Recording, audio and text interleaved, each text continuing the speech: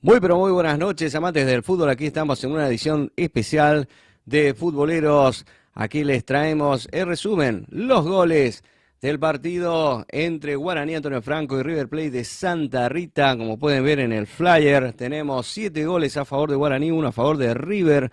Un resultado que no es para confiarse mucho, ya que el equipo visitante está completamente desconocido. Tiene un cuerpo técnico nuevo, tiene algunos jugadores nuevos, es como que se estaría rearmando, pero lo que pudimos notar es un equipo totalmente diferente al que estábamos acostumbrados a verlos nosotros aquí en el regional anterior y el torneo provincial anterior. Nosotros estuvimos en el estadio cubriendo y transmitiendo este partido. Aquí les vamos a mostrar los goles que dejó el encuentro del día de hoy.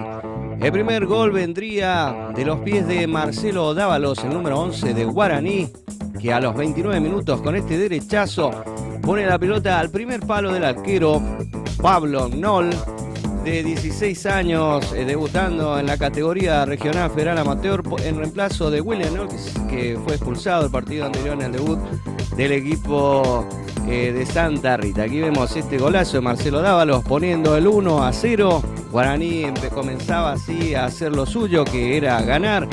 Para clasificar en estos torneos tenés que ganar los partidos que jugás de local. Vemos aquí el gol de Leonardo Galeano de cabeza, tomando el rebote que da Pablito Noll, el arquero de River. Guaraní desbordaba muy bien por izquierda con los desbordes de Galeano, con los desbordes de Dávalos, y aquí justamente Galeano toma el rebote de Noll y la manda adentro del arco, convirtiendo así el segundo gol para el equipo de la Franja, que se ponía en ventaja a los 40 minutos del primer tiempo. Luego viene a los 45 minutos un desborde por izquierda, como lo tenía durante el primer tiempo Guaraní, y Mauro Gómez saca a relucir esa categoría goleadora con toda su frialdad. La coloca a la pelota al palo derecho del arquero de River, pie derecho, cara interna del botín, y la coloca. Tuvo tiempo, fíjense, la para, mira dónde la va a pegar y la coloca. Solo los goleadores de jerarquía hacen este tipo de goles. Obviamente ya Guaraní estaba dominando el juego. River estaba en esos momentos demostrando cansancio. Y aquí vemos ya imágenes del segundo tiempo. A los 15 minutos, Marcelo Dávalos, con una media chilena, pondría el cuarto gol del equipo franjeado a los 15 minutos del segundo tiempo. Con este gol Guaraní se ponía en ventaja por 4-0. Y la verdad que pintaba para goleada, que finalmente terminó así el partido, con una goleada de 7-1. Guaraní con este triunfo alcanza los 3 puntos. Aquí vemos el descuento en los pies del Rafa Butke a los 22 minutos de penal.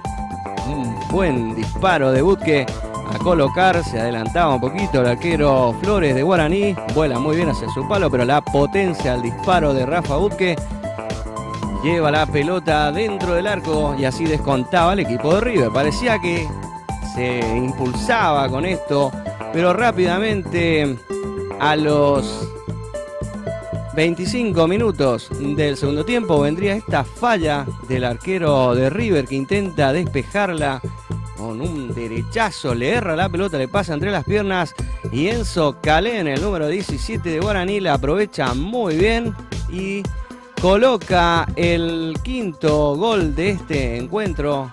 Guaraní se floreaba con su juego y sus goles, estaba 5-1 festejando.